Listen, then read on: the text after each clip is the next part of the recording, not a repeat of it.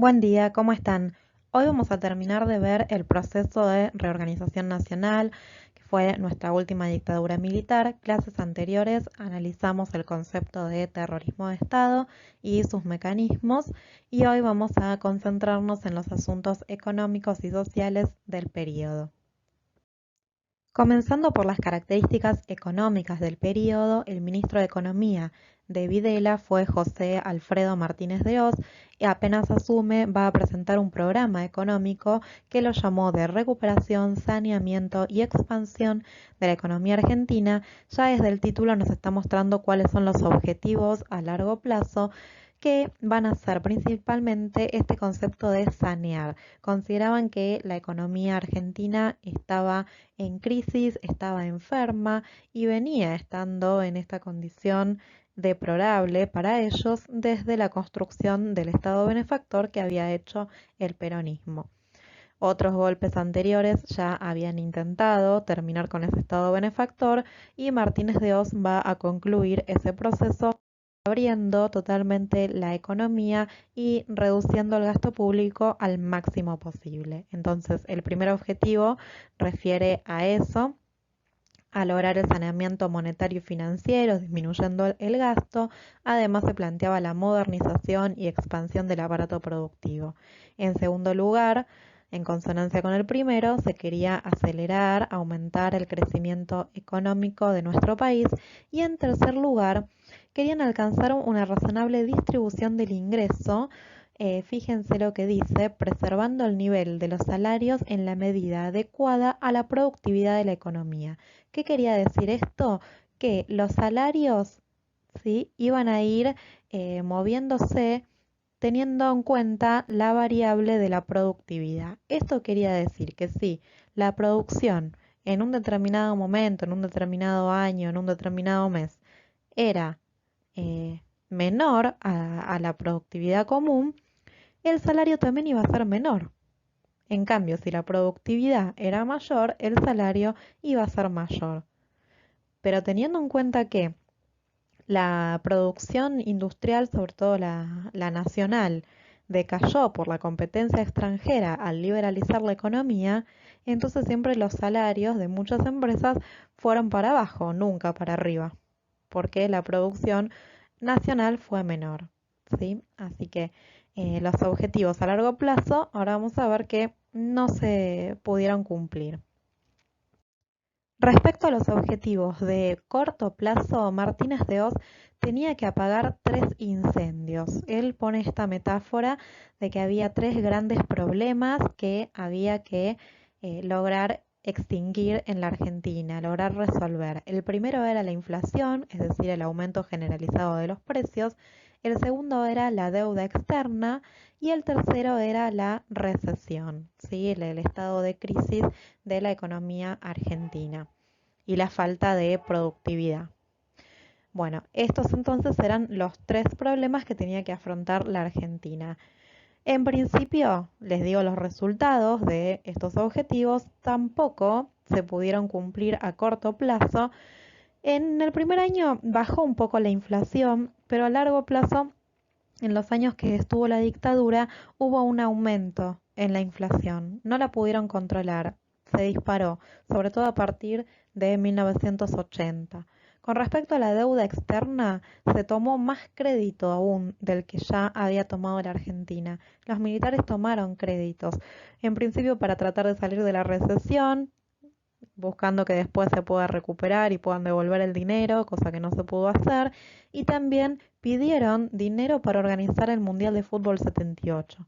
Así que esos combos de deuda no se pudieron solucionar y se tomó más deuda todavía. Sumado a esto, también vamos a ver que para después de la crisis que se va a dar en 1980, la deuda privada se transforma en deuda pública. El Estado compra deuda a los privados. Entonces esto acrecenta todavía más los gastos que tiene el Estado. La clave del cambio del modelo económico desde un modelo que intentaba ser benefactor antes de la llegada de la dictadura, antes del golpe de Estado, eh, hacia un modelo liberal se da en el año 77. ¿Por qué? Porque en este año se hace una reforma financiera y en este escrito se va a estipular diferentes características, disposiciones que van a abrir la economía cada vez más hacia un mercado libre y sobre todo hacia un mercado financiero, que es sobre todo lo que tiene que ver con los préstamos, las tasas de interés y lo que genera especulación. Ese sector se amplía mucho más. ¿Por qué? En primer lugar, las tasas de interés van a estar definidas por el libre juego de la oferta y la demanda en este mercado libre. Los bancos, y sobre todo a través del Banco Central, van a fomentar que la gente y los grandes inversores depositen en los bancos con un interés cada vez más elevado. Y en tercer lugar, el Estado va a facilitar la llegada de nuevos bancos, sean privados, sean externos, y además nuevas entidades financieras, prestamistas. Esto hace que la especulación crezca cada vez más en la Argentina. En estas imágenes estamos viendo sobre todo las consecuencias que tuvo este nuevo modelo económico y el plan de Martínez de Hoz de recuperación, saneamiento y expansión. Son tapas de la revista Humor de la época. Y fíjense que en la imagen de la izquierda estamos viendo un tiburón que está persiguiendo a una caricatura del ministro de Economía, de Martínez de Hoz. Entonces, y el título encima dice: "Se viene la inflación 2". ¿Qué quiere decir esto? Que ese objetivo a corto plazo de frenar el aumento generalizado de los precios no se pudo concretar. La inflación volvió a aparecer nuestro país. Nunca se pudo controlar y además creció. Y en la imagen de la derecha estamos viendo también una caricatura, en este caso es una caricatura de Videla, no de Martínez de Hoz. Tiene una banda que dice Industria Argentina, que se está hundiendo. Fíjense que está dentro de lo que sería un mar, un océano. Y entonces la caricatura de Martínez de Hoz parece que se está hundiendo, representando lo que es la industria argentina, y está siendo atacado por pirañas que, si se fijan en detalle, tienen cartelitos que dicen Made in Japan, Made in Taiwán, Made in Uganda, en Bolivia, Made in USA. ¿Qué quiere decir esto?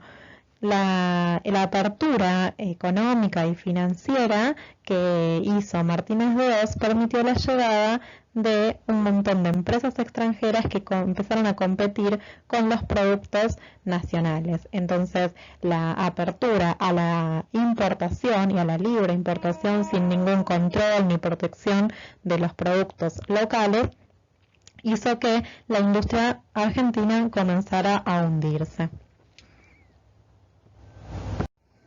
Consecuencia de la reforma financiera de 1977, vimos que la economía argentina se abrió cada vez más al exterior, pero sobre todo permitió la llegada de la especulación a nuestro país, porque la gente se veía incentivada, sobre todo los grandes empresarios, incentivados por las crecientes tasas de interés y la liberalización del precio del dólar. No habiéndole alcanzado esto a Martínez de Hoz, dio un paso más instrumentando un nuevo elemento que fue este que llamamos la tablita, que no era ni más ni menos que una tabla con valores que era información pública, aparecía también en los diarios, lo podía leer la gente común, y en esa tabla se fijaba el precio del dólar, pero no como existe hoy, no se fijaba una paridad con un cepo para que no aumentase el dólar y no se especulara. Al contrario, se iba fijando un aumento del dólar de acá a 8 meses, es decir, estamos en el año 1979 y esta tablita se publicaba todos los días de enero a agosto del 79. Ya estos especuladores, empresarios, inversionistas extranjeros y también grandes empresarios nacionales sabían cuándo entrar y salir del mercado financiero, cuándo les convenía comprar dólares o cuándo les convenía venderlos, porque ya sabían día a día a través de esa tabla cuánto iba a estar el dólar. Esto generó una especulación terrible que lo llamamos la bicicleta financiera, ¿sí? Esta imagen de la rueda imparable, ¿no? De una bicicleta que rueda, rueda y no se puede parar. Bueno, contrariamente a lo que venimos explicando de que la dictadura no pudo controlar el proceso inflacionario y la situación de recesión, apareció un concepto para caracterizar sobre todo la economía común de la gente que se llamó la plata dulce, caracterizando a el consumo de la gente, la compra de productos importados. Bueno, en realidad esta situación de la plata dulce y de consumismo estaba encubriendo esta situación de inflación. ¿Por qué la estaban cubriendo? Porque la gente consumía, pero consumía productos importados que valían muy baratos y según los militares eran de mejor calidad, competían con los nuestros, pero los productos nacionales iban aumentando su precio también, no podían competir con los productos importados y la recesión aumentaba cada vez más para aquellas empresas argentinas. Entonces era una situación, esta del consumo, que encubría por detrás un proceso inflacionario. Antes la competencia era insuficiente. Teníamos productos buenos, pero muchas veces el consumidor debía conformarse con lo que había sin poder comparar. Ahora tiene para elegir, además de los productos nacionales, los importados.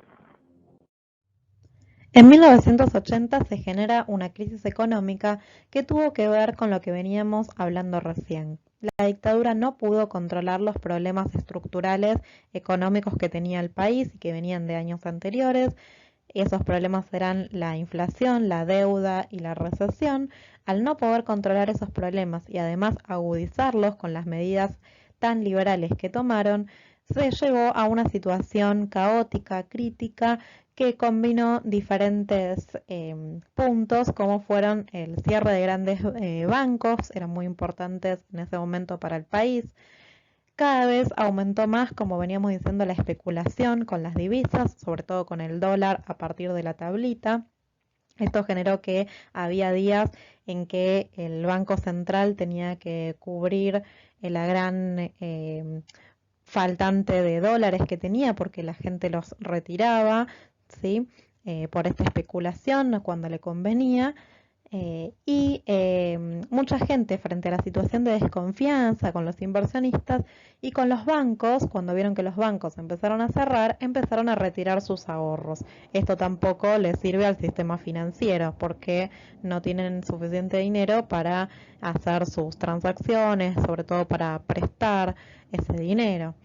La desconfianza de los ahorristas, pero sobre todo de los grandes empresarios, hizo que los capitales que estaban invertidos acá en Argentina se fugasen.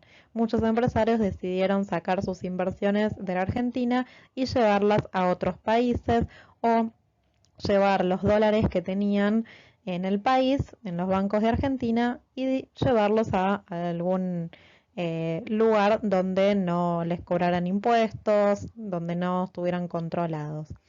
Toda esta situación llevó a una devaluación de nuestra moneda y esto agravó aún más la crisis. Ya se termina esa ficción de la plata dulce, del consumo, ya la gente se da cuenta de que detrás de esta devaluación hay un proceso inflacionario que no se pudo controlar. Y para solucionar este problema, ¿sí? Que fueron problemas encadenados, sumaron otro problema que fue pedir más préstamos al exterior para solucionar este faltante de divisas que tenía sobre todo el Banco Central, pero esto no hizo otra cosa que agravar más el tema de la deuda externa. Y como había comentado antes, Cavallo para este momento era el director del Banco Central y él tomó la decisión de tratar de hacer un salvataje a los empresarios que en este momento querían retirar sus inversiones del país para tratar de evitar que se vayan del país. Transformó la deuda privada en pública, o sea que el Banco Central salió a comprar la deuda de los privados y la transformó en una sola deuda pública. Después los empresarios deberían pagarle con tiempo al Estado, pero el Estado ahora es el responsable de una gran deuda. Entonces aumenta la deuda pública, nacional y la deuda externa, haciendo un combo explosivo que va a tener como consecuencia política en 1981 Videla es reemplazado por Viola frente a este desprestigio que ya venía teniendo su figura y la de Martínez de Oz también. ¿Sí? Los dos se tienen que retirar del poder político y Martínez de Oz es reemplazado en la cartera económica por otro ministro de Economía que fue Lorenzo Sigot. Pasemos ahora a hablar de características sociales del período. Ya veníamos hablando clases anteriores de la censura, de la cultura del miedo, de toda esa construcción de un Estado terrorista y cómo se aplicó esta cultura del miedo y la censura se dio en diferentes niveles, en universidades y escuelas a través de lo que se llamó la operación o el operativo Claridad, en el cual se hacían listas negras de libros, de profesores, se los perseguía, se los echaba de puestos de trabajo por tener ideas izquierdas, socialistas, marxistas, comunistas. Se tenía un gran control sobre libros y profesores. En los medios de comunicación, generalmente había una sola voz oficial. Los medios que existían o se alineaban con esa opinión oficial o tenían que sufrir persecución y muchos que no quisieron alinearse con la postura del gobierno militar terminaron siendo intimidados, perseguidos, secuestrados. Muchos periodistas, recuerdan el caso que analizamos de Rodolfo Walsh, fueron secuestrados y terminaron en centros clandestinos de detención, siendo torturados y asesinados. Además, también la dictadura se ocupaba, como también lo hacían, si recuerdan de años anteriores, los totalitarismos, como lo hizo Hitler, como lo hizo Mussolini, la propaganda oficial y la propaganda relacionada al nacionalismo, a la unión de los argentinos, era fundamental para legitimar su gobierno. Y la censura también se dio en el ámbito del arte, en la música, en la literatura, en el teatro, en el cine y también en la vida cotidiana. Se divulgaba la idea de que las mujeres no podían usar minifalda, eh, tenían que vestirse correctamente, no como un hippie. La idea de el hippie era una idea revolucionaria que los militares no querían, los varones tenían que usar el pelo corto, y eran ideas que iban contra la moda de la época, que era todo lo contrario. Las mujeres usaban minifalda, botas largas, con tacos, los hombres usaban el pelo largo, comenzó a usarse cada vez más el jean, más apretados.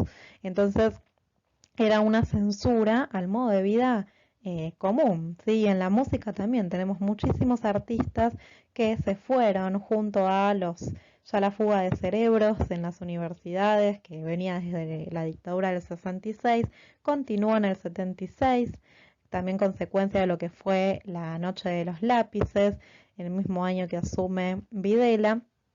También un día que hubo una gran represión a profesores y estudiantes, y los músicos acompañaron este proceso porque vieron censuradas sus canciones. Muchas canciones pasaron a la lista negra de la dictadura y estaba prohibida su escucha. No se podían escuchar determinadas canciones.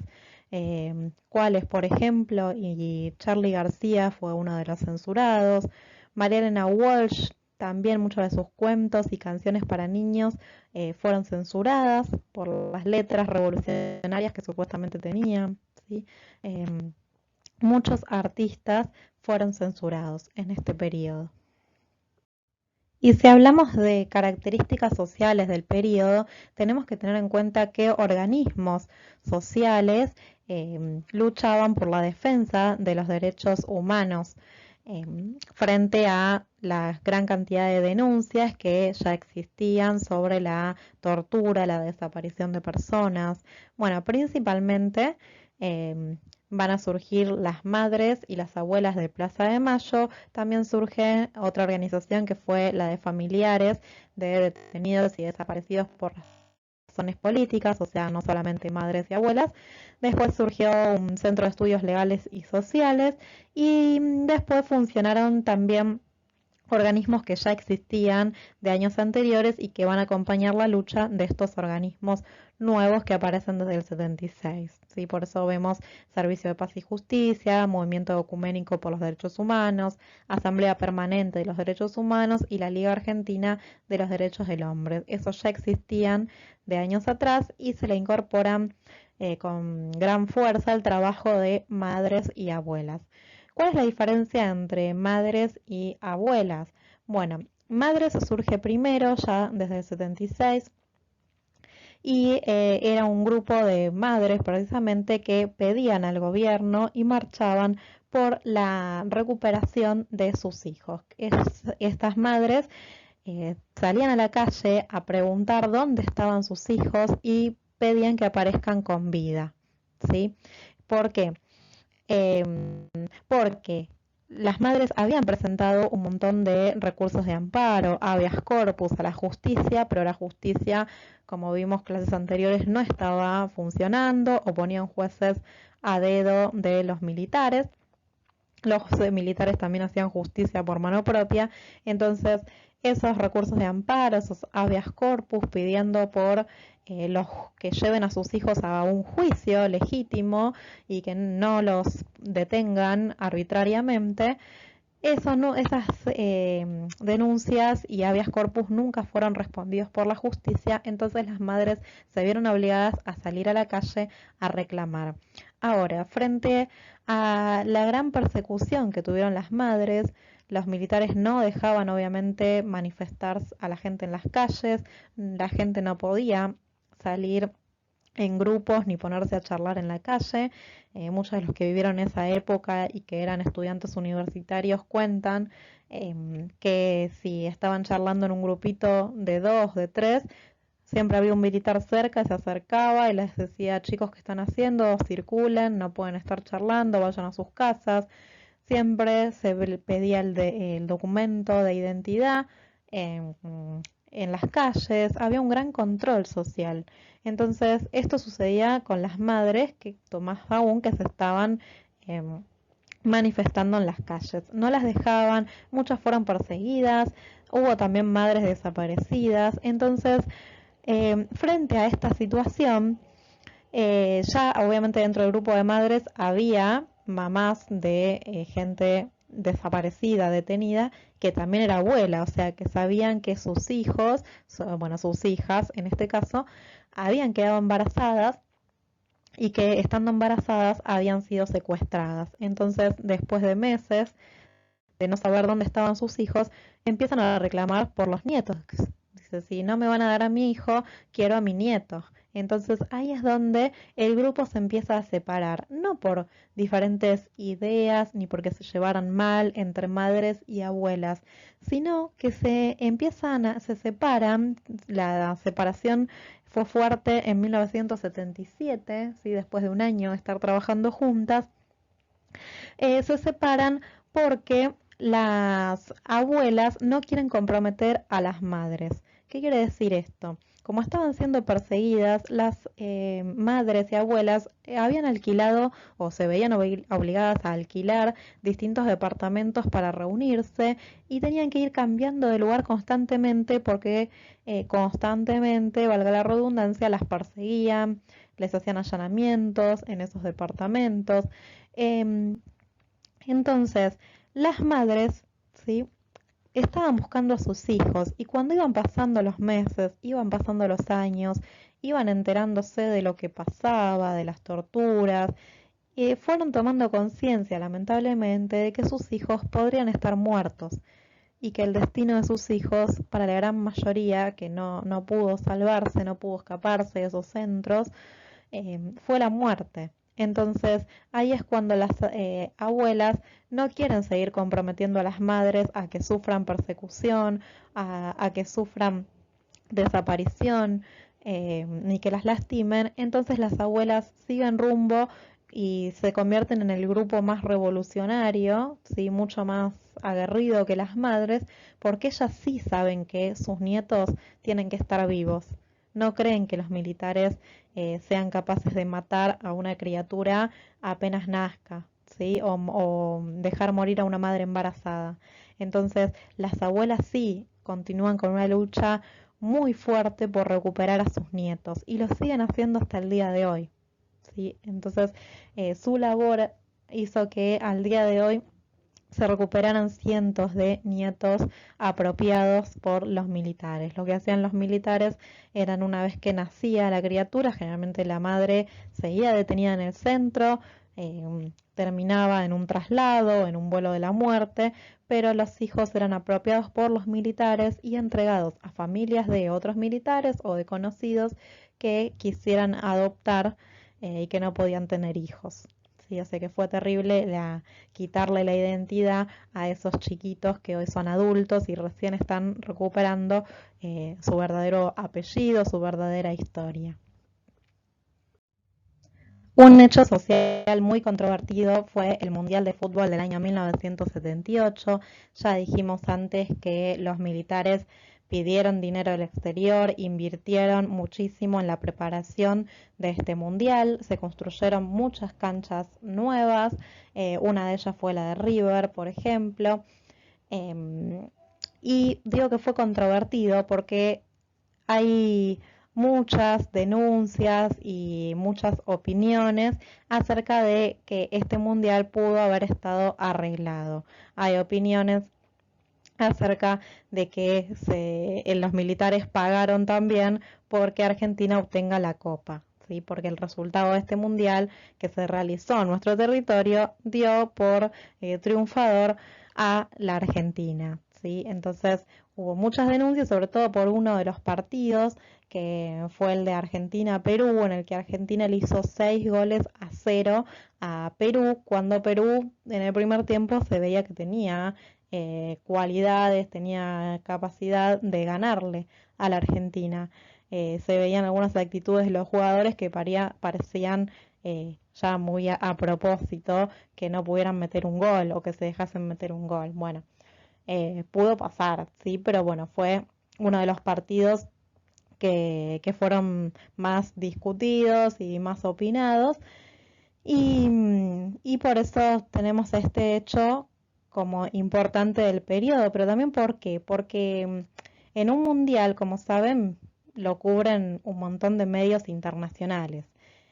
En primer lugar, las abuelas y madres de Plaza de Mayo aprovecharon a esta prensa internacional para meterse en las canchas o estar afuera de las canchas, también en las calles, denunciando a la prensa internacional las desapariciones, las torturas, cosa que igual la prensa ya sabía y hicieron para este momento, justo previo, el momento previo al Mundial, una campaña de desprestigio, una campaña de boicot contra la Argentina y contra los organizadores del Mundial. Fíjense, estamos viendo acá arriba a la derecha, ¿sí?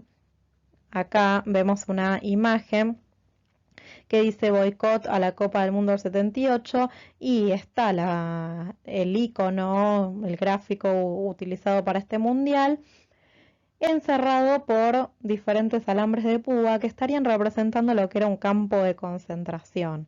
Entonces ya están denunciando que en Argentina hay una situación totalmente ilegal, que existen centros clandestinos de detención y muchos decían que no se tendría que haber llevado a cabo el mundial aquí por la situación de ilegalidad que estábamos viviendo. ¿Sí? Así que esto fue muy importante también. Y en contra de esa campaña de boicot, se dio una campaña nacional que vemos de acá en el otro lado, ¿sí? Esta que vemos acá, que hablaba de cómo la Argentina se mostraba al mundo, ¿sí? Decía, era la campaña que decía nosotros somos derechos y humanos y que vamos a recibir a todo el mundo que quiera venir a ver los partidos. Entonces esas eran las dos caras del mundial, ¿sí? Por un lado la campaña de boicot, por otro lado la campaña nacional en el medio de una situación de terrorismo de Estado que era muy real y que se manifestaba en las denuncias también.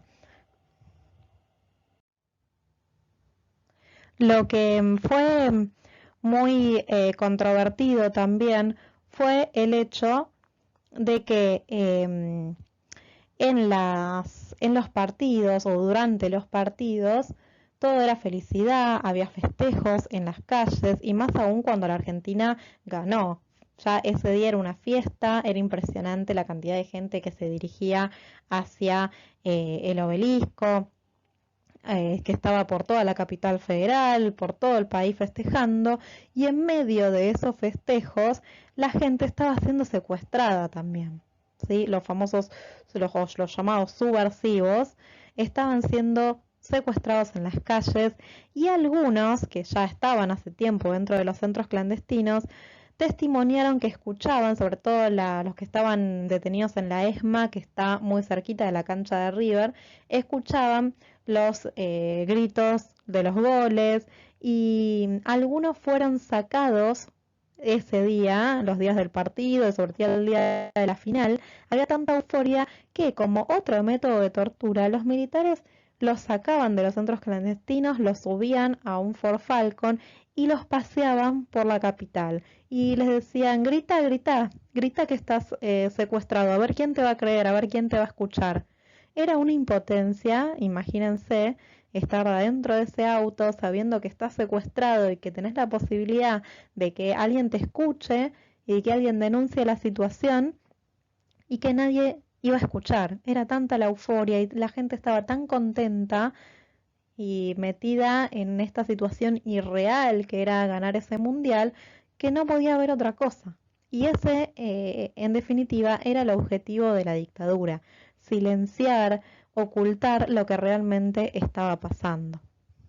Y ahora, para dejar oficialmente inaugurado este 11º torneo mundial de fútbol Argentina 78, la palabra del excelentísimo señor presidente de la Nación Argentina.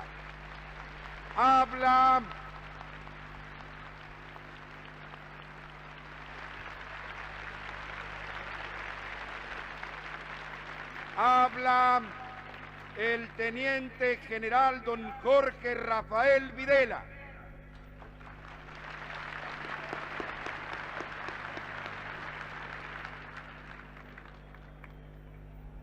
Señoras, señores,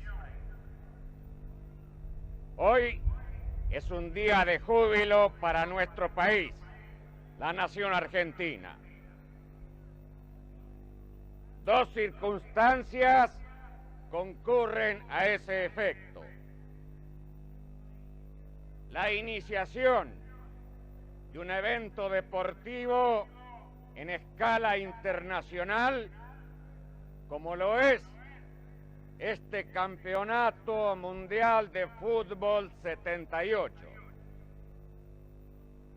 Por otro lado, la amistosa visita de miles de mujeres y hombres que, procedentes de las más diversas regiones de la tierra, nos honran hoy con su visita, con la sola condición de su buena voluntad, en un clima de afecto y de respeto recíproco.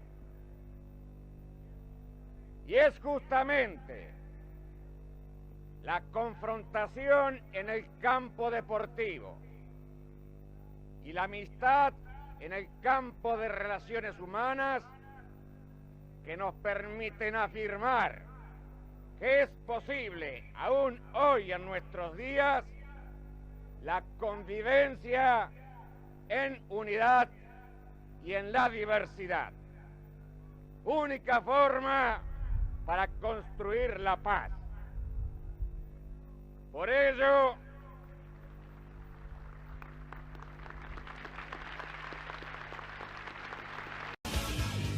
A pesar de ser una gran promesa, Diego Armando Maradona no será parte de la selección argentina en el Mundial 78 por decisión de César Luis Menotti, el director técnico de nuestra selección argentina.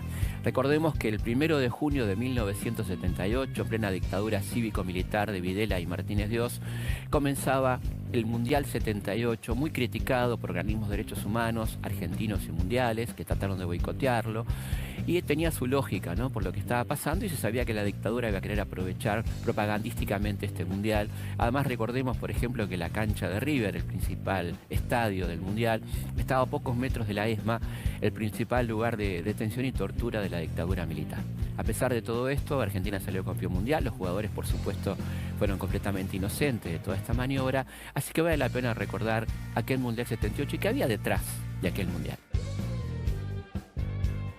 El Mundial 78 dio inicio con la ceremonia de apertura el jueves 1 de junio en el estadio del Club Atlético River Plate, comenzando a las 13:30 horas con una duración de 75 minutos. Participaron 2.000 jóvenes con remeras blancas y pantalones azules en movimientos gimnásticos que fueron formando las palabras Argentina 78, Bienvenidos y Mundial FIFA.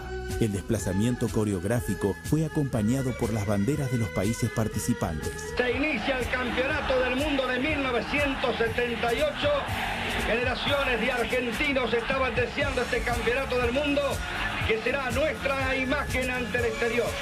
El torneo se disputó mientras que en la Argentina gobernaba una dictadura que había impuesto un régimen terrorista de Estado. Mientras los festejos y la alegría por el inicio del Mundial resonaban en el Monumental, a menos de 1000 metros de allí, en la ESMA, funcionaba uno de los principales centros clandestinos de detención de la dictadura, donde miles de personas eran torturadas y asesinadas.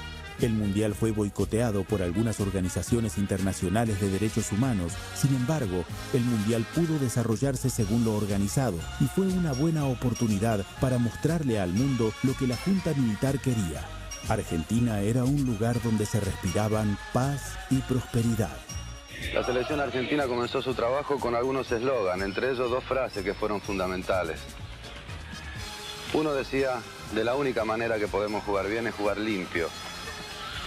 Eso significaba mucho más allá del espectáculo en sí, sino jugar limpio con la pasión popular y en la profunda defensa de este espectáculo. Y la otra era, la selección será de todos o no será de nadie. Para lograr que la selección fuese de todos, había que establecer una corriente afectiva entre nuestros jugadores y nuestro pueblo. Había que ser algo así como embajador argentino en nuestro propio país. Argentina llegaba como uno de los máximos candidatos. Su primer partido fue contra Hungría y con goles de Leopoldo Luque y Daniel Bertoni se impuso por 2-1. El camino no fue fácil, con una primera ronda que presentó rivales de jerarquía y obligó a la Argentina a cambiar los planes tras perder contra Italia.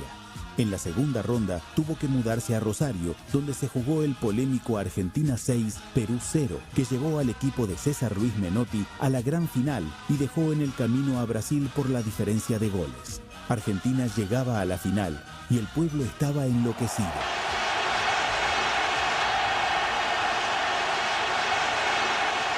Con el Monumental lleno de papelitos y con un escenario increíble en la final, la selección derrotó a Holanda, que jugó el campeonato sin su máxima figura, Johan Cruyff, y se coronó campeón. Miles y miles de papelitos he recibido el seleccionado argentino. Esperanza grande para que hoy sea campeón. Mario Kempes fue la máxima figura del título obtenido por la albiceleste. También fue el goleador del Mundial 1978. Argentina, además, se quedó con el premio Fair Play. Nadie podía negar que Argentina tenía un seleccionado capaz de salir campeón, pero también es verdad que ese Mundial le sirvió a la dictadura militar para que durante ese tiempo nadie hablara de otra cosa que no fuera de fútbol y así silenciar lo que sucedía. Argentina ganaba la Copa Mundial de Fútbol por primera vez en la historia y el pueblo salió a las calles a celebrar después de mucho tiempo, en el momento más represivo de la historia argentina.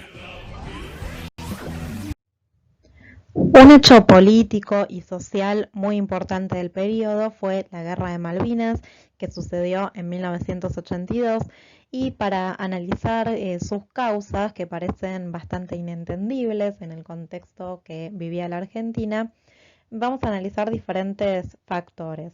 Bueno, en primer lugar, Respecto al contexto, en diciembre de 1981, Viola fue reemplazado por Galtieri. Estos reemplazos de militares ya evidenciaban la decadencia de la dictadura, la debilidad en el poder político.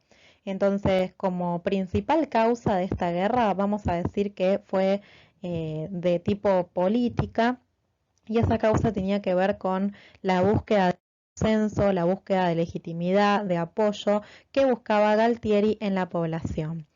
Como causa histórica recurre al nacionalismo, es decir, recurre a ese sentimiento de pertenencia a la nación, al sentimiento patriota, de querer recuperar un territorio. Eso sería además una causa geopolítica, de querer recuperar un territorio que se consideraba estratégico, como era el territorio al sur de nuestro país, más teniendo en cuenta que años anteriores habíamos tenido un conflicto con Chile por el canal del Beagle, entonces recuperar las Malvinas también iba a posicionar a la Argentina en una mejor situación diplomática internacional. Pero en concreto lo que buscaba Galtieri con esta idea loca de ir a una guerra en este momento contra Gran Bretaña para recuperar las Malvinas fue la búsqueda de apoyo, de legitimidad, de intentar otra vez silenciar a la población, otra vez meterla en una situación de euforia, de nacionalismo, de patriotismo, como había sido el Mundial de Fútbol, que le haga pensar a la población en otra cosa y no en las desapariciones, en la crisis económica, en las torturas, en el terrorismo, ¿sí? Y además, ¿cuál era el pretexto de Galtieri de querer recuperar un territorio que desde 1833 estaba en manos de Gran Bretaña? Él consideraba que era un momento de oportunidad política, porque en Gran Bretaña estaba gobernando Margaret Thatcher y Galtieri la subestimó. Al ser una mujer, veía que el partido estaba también un poco débil, el que estaba gobernando Gran Bretaña, y pensaba que Gran Bretaña, frente a ese contexto de crisis interna, no iba a reaccionar. Bueno, cosa que no ocurrió. Como dije recién, Galtieri subestimó la situación y Margaret Thatcher, apenas la Argentina ocupó las islas, declaró la guerra.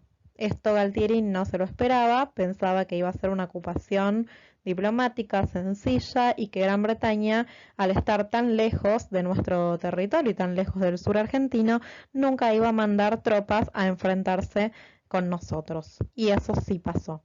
Por otro lado, Argentina, más bien Galtieri, pensaba que Estados Unidos iba a estar a favor nuestro por las buenas relaciones diplomáticas, comerciales que existían en ese momento con Estados Unidos, o que al menos iba a permanecer neutral, no se iba a meter en el conflicto. Esto tampoco sucedió porque Estados Unidos dio el apoyo a Gran Bretaña y a Margaret Thatcher. Entonces, ¿cómo comienza el conflicto? Con una ocupación de las islas por parte de una pequeña tropa argentina el 2 de abril de 1982, que es el día que recordamos y homenajeamos a los caídos en Malvinas en esta guerra. Y si verán, en el proceso dura muy poquito, dura de abril a junio. ¿Y por qué dura tan poco? Porque ya dije antes, no estábamos preparados para que Gran Bretaña responda, para que Gran Bretaña envíe soldados a este territorio. Los soldados no estaban preparados, eran muy jóvenes, muchos no sabían ni a dónde iban. Recuerden que para ese momento estaba el servicio militar obligatorio, que en la jerga de los soldados era la llamada colimba. Y salían sorteados aquellos soldados que por edad, por documento, tenían que obligatoriamente presentarse a pelear. Así que muchos de un día para el otro se encontraban en un territorio que ni sabían dónde quedaba, no eran bien alimentados. Hacía mucho frío en las Malvinas, por lo tanto la vestimenta tampoco era la adecuada. Muchos soldados no contaban con botas para la nieve. Bueno, las armas ni que hablar, eran muy antiguas, no estábamos preparados para la guerra. Y además de eso, los militares que eran superiores a los conscriptos en la guerra, ejercían una dominación brutal y ejercían torturas sobre los mismos soldados que tenían que cuidar. En vez de cuidarlos para la guerra, aplicaban castigos para los soldados que se rebelasen o que se quejasen por determinadas situaciones. Por ejemplo, si un soldado se quejaba porque la comida era poca, que era real, que las raciones de comida eran muy pobres, si se quejaba, el superior lo que hacía era mandarlo quizás toda la noche a pasar el frío, y en esos momentos también podía haber nevadas si hacía frío. Entonces les sacaban las botas y los hacían dormir descalzos en la nieve, en el territorio hostil, frío de las Malvinas. Les sacaban comidas por varios días. Era terrible la situación que se vivía entre mismos bandos de la guerra. Hasta esta situación hacía que muchas veces en la trinchera, en el campo de batalla, británicos y argentinos no quisieran enfrentarse entre sí. La situación para ambos era de que los habían enviado ahí a una guerra que ninguno quería llevar a cabo. Entonces muchas veces se veía esa solidaridad entre los mismos soldados del bando británico y el bando argentino. Así que frente a esta situación que venimos diciendo, la Argentina no soportó más este enfrentamiento. No es que Gran Bretaña tuvo grandes hazañas en esta guerra, que tuvo grandes victorias, simplemente fue un agotamiento de ambas partes, pero más de la Argentina. Y lo que sí fue muy triste durante el proceso de la guerra fue que, como estamos viendo en esta imagen chiquita, la prensa oficial, que era la única voz que se dejaba escuchar en la Argentina, le transmitía por radio, por diarios, por revistas a los argentinos que estábamos ganando. Se transmitían mentiras, se difundía la mentira de que estábamos ganando una guerra, de que habíamos recuperado las Malvinas, cuando esto no era cierto. Y Galtieri lo hacía para tratar de durar lo más posible en el cargo, para tratar de unir a la población, de convencerla de que estábamos unidos y de que mire para otro lado, que no mire los problemas económicos, los problemas políticos, las denuncias de corrupción, de desaparición de personas. Entonces, cuando el 14 de junio la Argentina se rinde y Galtieri tiene que salir a reconocer que habíamos perdido, la gente fue como si le dieran un baldazo de agua. No podía creer cómo el mes pasado estábamos ganando y ya habíamos recuperado las Malvinas y ahora esto era mentira. Siempre estuvimos perdiendo. Entonces, esto fue un golpe político muy importante que va a traer consecuencias para la dictadura. Ya estamos en un momento en que la dictadura se agotó, no da para más. Las críticas a Galtieri son muy fuertes y hacen que tenga que renunciar, y es reemplazado por otro militar que es Vignone, quien se va a encargar finalmente de hacer la transición hacia la democracia por este agotamiento que la guerra de Malvinas fue simplemente una gota que hizo rebalsar el vaso, de que esto ya no daba para más teniendo en cuenta las consecuencias sociales que había traído esa guerra, como gran cantidad de muertos, de heridos muy jóvenes, que los habían llevado allá sin ninguna preparación. Ahora vamos a escuchar a Galtieri para que vean esta característica, ¿no?, del nacionalismo exacerbado que él intentaba instalar en cada uno de los argentinos y hacer creer que era muy sencillo ganar esta guerra y recuperar las Malvinas. Acá están reunidos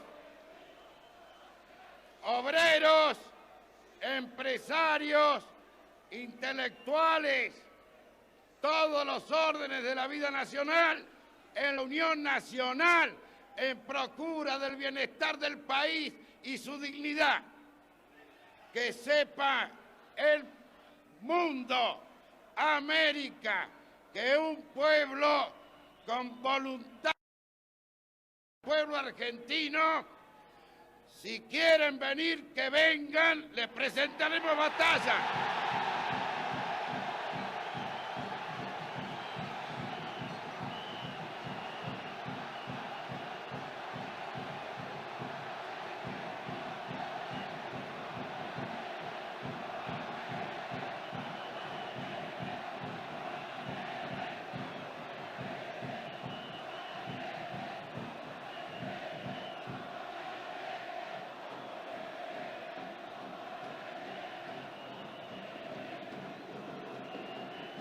Y en esto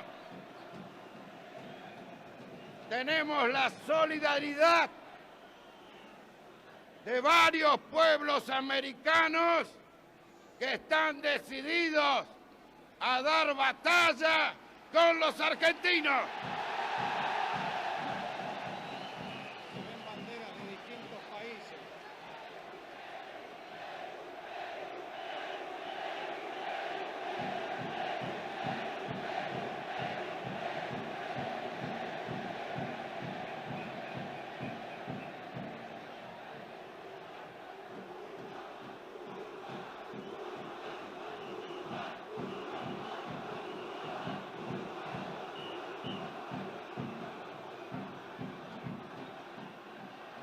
La hidalguía del pueblo argentino en esta histórica Plaza de Mayo y en todas las plazas del país hace tender la mano al adversario, pero que esto no se interprete como debilidad. Si es necesario, este pueblo que yo trato de interpretar como presidente de la nación, va a estar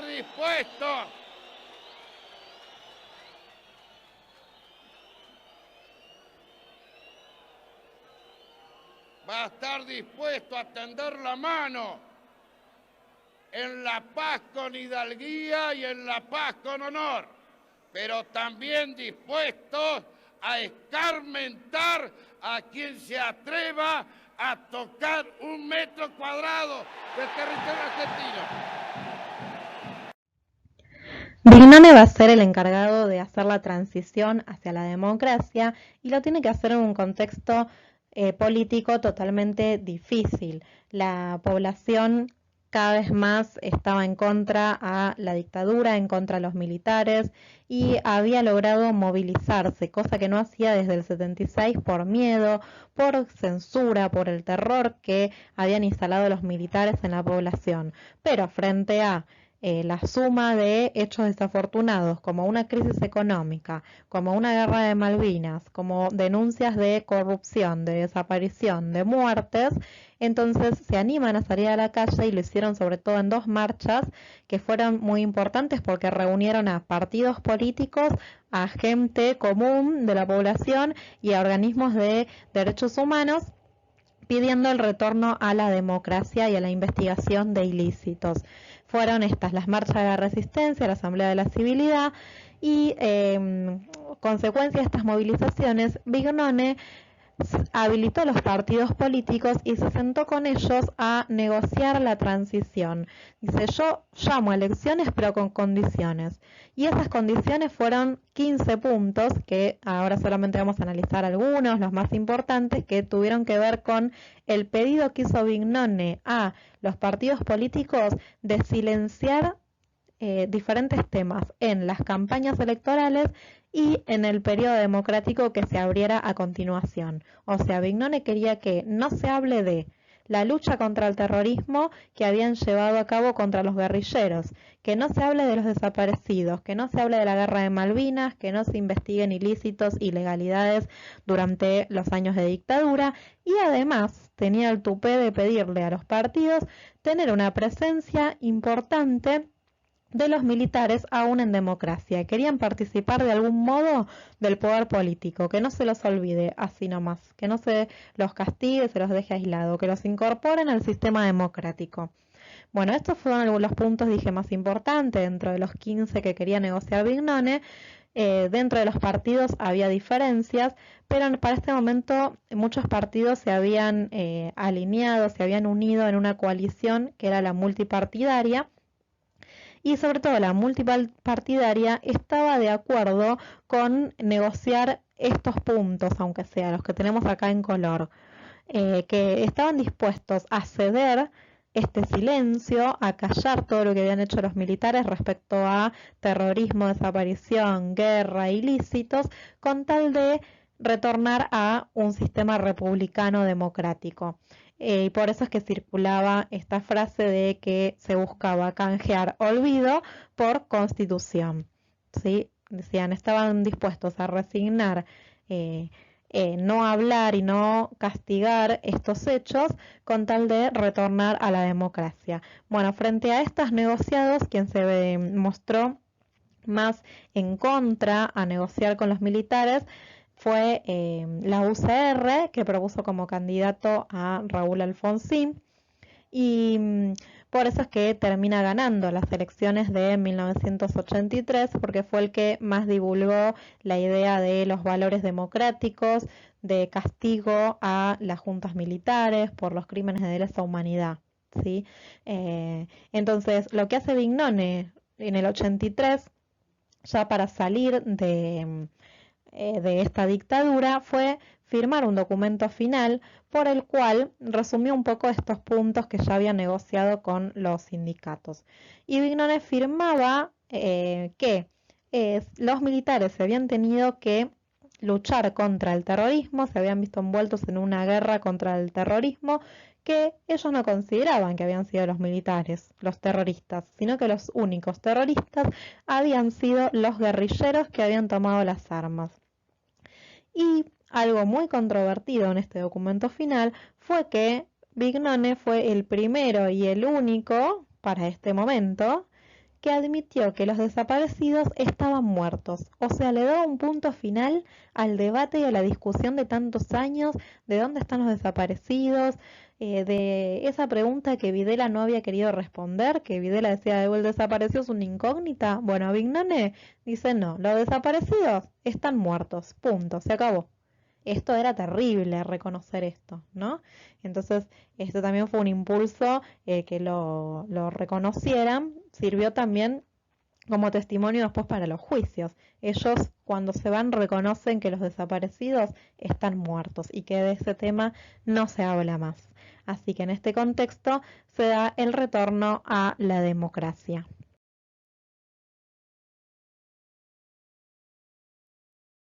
Se recomienda a todos los habitantes el estricto acatamiento a las disposiciones y directivas que emanen de autoridad militar, de seguridad o policial, así como extremar el cuidado en evitar acciones y actitudes individuales o de grupo que puedan exigir la intervención drástica del personal en operaciones.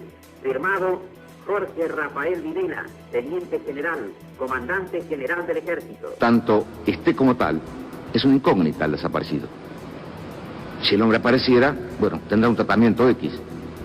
Y si la desaparición se convirtiera en certeza de su fallecimiento, tiene un tratamiento Z.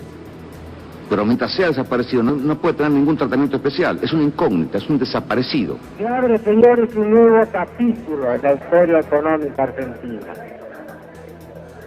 Hemos dado vuelta una hoja del intervencionismo estatizante y agobiante de la actividad económica para dar paso a la liberación de las fuerzas productivas.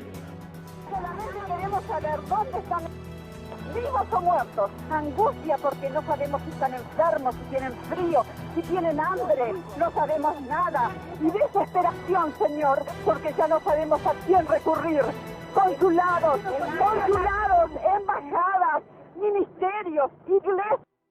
Todas partes se los han cerrado, todas partes se los han cerrado las puertas. Por eso les rogamos a ustedes, son nuestra última esperanza. Por favor, ayúdennos, por favor, son nuestra última esperanza. Mi nombre es Estela y soy abuela de Plaza de Mayo. Está en algún lado mío. ¿Dónde está? Ahí. Siempre está la memoria.